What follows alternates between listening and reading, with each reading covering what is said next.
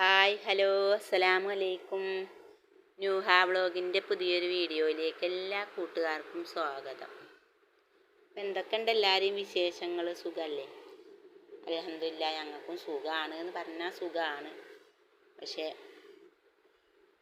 ഒരു വിഷമം എന്ന് പറഞ്ഞാൽ ഉമ്മ വീണ്ടും ആസ്പത്രിക്ക് തന്നെ പോയിക്കണം കേട്ടോ.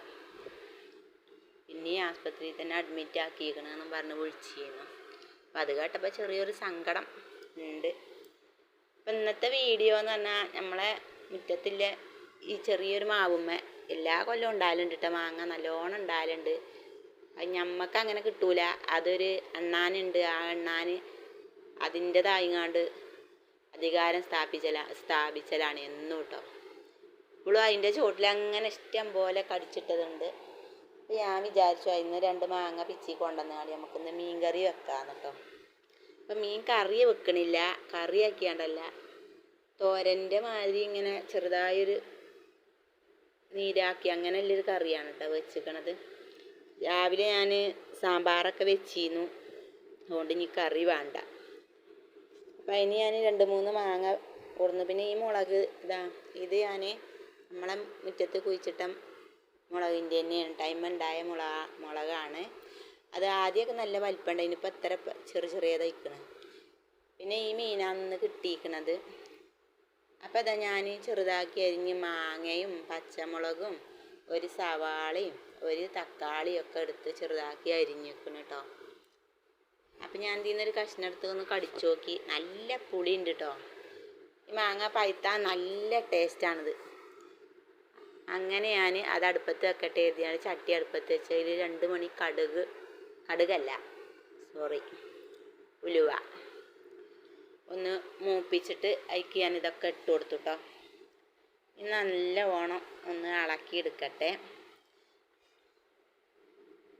പിന്നെ കുറച്ച് ഉപ്പ് ഇട്ട് കൊടുത്തു കേട്ടോ.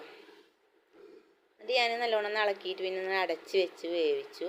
അപ്പം അത് വെന്തു എന്ന് കണ്ടപ്പോൾ പിന്നെ ഞാനേക്ക് മുളകും മഞ്ഞളും കുറച്ചിട്ടു കേട്ടോ. പച്ചമുളകിൻ്റെ എരി ഉണ്ട്, അപ്പം അതിനൊക്കെ കണ്ടുങ്ങാണ്ട് പാകത്തിനാണ് ഇട്ടിക്കണത് കേട്ടോ. അങ്ങനെ അതും കൂടി ഇട്ട് കൊടുത്തു. പിന്നെ സബ്സ്ക്രൈബ് ചെയ്യാതെ കാണുന്നവരൊക്കെ ഒന്ന് സബ്സ്ക്രൈബ് ചെയ്ത് സപ്പോർട്ട് ചെയ്യുക. ലൈക്ക് ഷെയർ എന്തെങ്കിലുമൊക്കെ കമൻ്റ് ഇടുക, അതൊന്നും ആരും മറക്കണ്ട കേട്ടോ. അപ്പം തന്നെ അങ്ങോട്ട് ചെയ്തോളി. അപ്പോൾ ഇതാ മുളകും പൊടി ഇട്ട് കൊടുത്തു. ഇനി നല്ലോണം ഇളക്കിയിട്ട് ഞാൻ കുറച്ച് തേങ്ങ ചതച്ച് വെച്ചിക്കണം കേട്ടോ. അരച്ചെടുത്തേക്കല്ല, ഒന്ന് ചതച്ചേക്കാണ്. അതും കൂടി കൂട്ടിങ്ങാണ്ട് നല്ലോണം ഇളക്കിയിട്ട് പിന്നെ ഇതിക്ക് പുളിൻ്റെ ആവശ്യമില്ല. നല്ല മാങ്ങയാണ്, നല്ല പുളിയില്ല മാങ്ങ കേട്ടോ. അപ്പോൾ ഉപ്പൊക്കെ കറക്റ്റാണോ നോക്കിയിട്ട് പിന്നെ ഞാനിതിക്ക് ഇതൊന്ന് ഒരു തുള്ളി വെള്ളം ഒഴിച്ചു കൊടുത്തുകൊണ്ട് ഇതൊന്ന് തിളപ്പിച്ചു കേട്ടോ. കുറഞ്ഞ വെള്ളം മാത്രം. അങ്ങനെ തിളപ്പിച്ചെടുത്തു. അപ്പോൾ ഉമ്മ സുഖമില്ലാതെ കിടക്കുകയാണ്. എല്ലാവരും ദുആ ചെയ്യുക, പെട്ടെന്ന് ആസ്പത്രിയിൽ നിന്നൊക്കെ അസുഖമൊക്കെ മാറി വീട്ടിലേക്ക് വരട്ടെ. നോമ്പൊക്കെ അല്ലേ വരുന്നത്. നോമ്പൊക്കെ നമ്മളെ കൂടെ തന്നെ എല്ലാ വർഷത്തെയും പോലെ നോമ്പൊക്കെ പിടിച്ച് പിന്നെ ദീർഘായുസ്സും ആഫിയത്തും ആരോഗ്യമൊക്കെ കൊടുക്കട്ടെ അല്ലാഹ്. എപ്പോഴും ഒരു വയ്യായികയൊക്കെയാണ്. അപ്പോൾ മാറ്റി കൊടുക്കട്ടെ. എല്ലാവരും ദുആ ചെയ്യുക കേട്ടോ. അപ്പം അങ്ങനെ മീനും ഇട്ട് കൊടുത്തു. നല്ലോണം ഒന്ന് കുറുകി വന്നിക്കണം കേട്ടോ.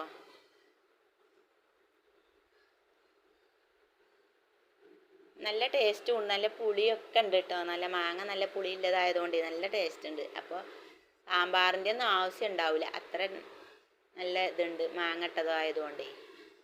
കറിയിലേറെ ഇഷ്ടം ഇങ്ങനെയൊക്കെയാണ്.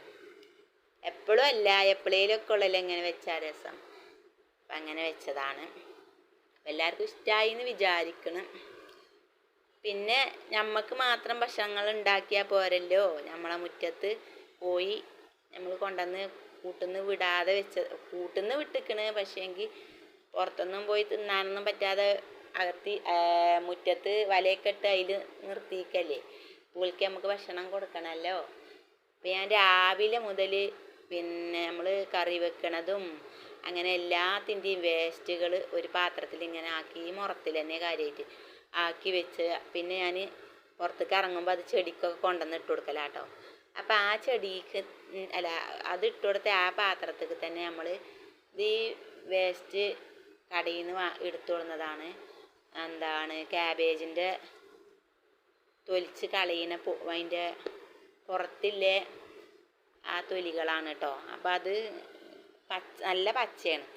ഒന്നവിടെ ഉണങ്ങാനല്ല, അത് ഇങ്ങനെ കൂടി കിടന്നാൽ പെട്ടെന്ന് ചീഞ്ഞ് പോവും. പിന്നെ ഒരു ഭയങ്കര നാറ്റാണ്. അപ്പോൾ അത് ഞാൻ കുറച്ച് വാരി കൊണ്ട് പോന്നിക്കണ്. ഇനി അത് ഞാൻ കൊത്തി അരിഞ്ഞങ്ങാണ്ട് പിന്നെ കുറച്ച് തവിട് അതിൽക്കൂടി പിന്നെ ഒന്ന് കുടഞ്ഞങ്ങാണ്ട് ഇട്ട് കൊടുത്താൽ ഇത് തുള്ളി കളയാതെ തിന്നോളും. അപ്പോൾ അതുമ്മ കുറേ നേരം നിൽക്കും കേട്ടോ. അങ്ങനെ ഞാൻ അതും കൂടി പിന്നെ ചെറുതാക്കി കൊത്തി അരിഞ്ഞിട്ട് കൊടുക്കട്ടെ. അപ്പം അങ്ങനെ കൊത്തി അരിഞ്ഞിട്ട് കൊടുത്താൽ പിന്നെ നമ്മളെ അടുക്കളയിലെ വേഗൽ മാത്രം കഴിഞ്ഞിട്ടുള്ളല്ലോ, ബാക്കിയുള്ള ജോലിയൊക്കെ കഴിയും വരെ ഇവർക്ക് അതിങ്ങനെ കൊത്തി പെറുക്കി തിന്നാൽ മാത്രം ഉണ്ടാവും. അപ്പോൾ എല്ലാവരും നനച്ചുളിപ്പണികളൊക്കെ എന്തായി, തുടങ്ങിയോ? ഞാനും തുടങ്ങിയിട്ടില്ല. നമുക്ക് മീറാജ് കഴിഞ്ഞു ബറാത്താകാനായി. അതിൻ്റെ ഇടയിലൊക്കെ ഇങ്ങനെ എടുക്കൽ തുടങ്ങണം.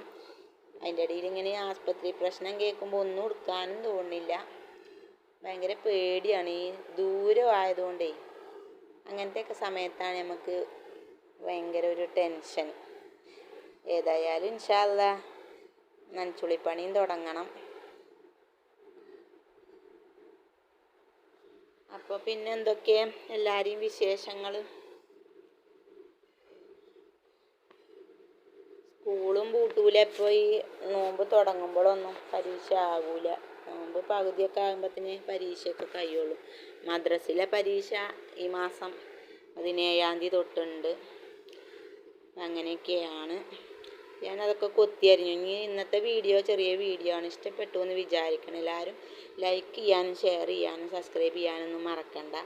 ഇതേപോലുള്ള പുതിയ വീഡിയോസ് ആയിട്ട് ഞങ്ങൾ വീണ്ടും വരും. അതുവരെ എല്ലാ കൂട്ടുകാർക്കും ബൈ ബൈ. അസ്സലാമു അലൈക്കും.